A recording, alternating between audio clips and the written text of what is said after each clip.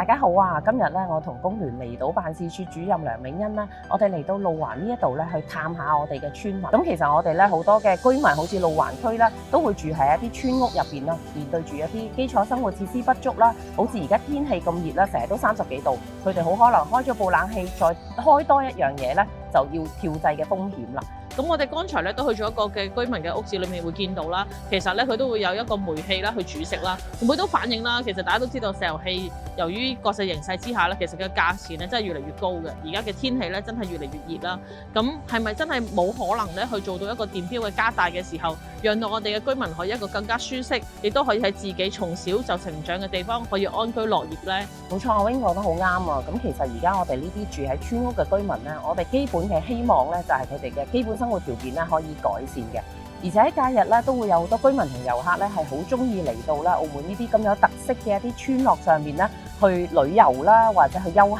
嘅。咁我哋都經常啦去到一啲離島嘅一啲區域啦，收到一啲市民嘅反映啦，一啲舊區咧其實都係供電得唔太穩定嘅，區內出現咗唔少嘅新興店鋪啦、特色小店啦、餐飲空間呢啲休閒消費嘅熱點，同時都要正視翻背後對電力嘅一啲基礎配套嘅要求。目前咧，無論國家嘅15規劃或者澳門嘅35規劃咧，都提出咗係要加大力度咧做好我哋嘅城市更新、都市更新嘅。其中咧，無論澳門半島定離島咧，都有好多嘅村民住喺呢啲村屋咧，面對住生活條件不足嘅問題，好希望咧政府着力優先去解決，尤其係佢哋電力不足啦、電力安全嘅問題啦，俾到佢哋咧更好嘅一啲生活質素同埋條件嘅。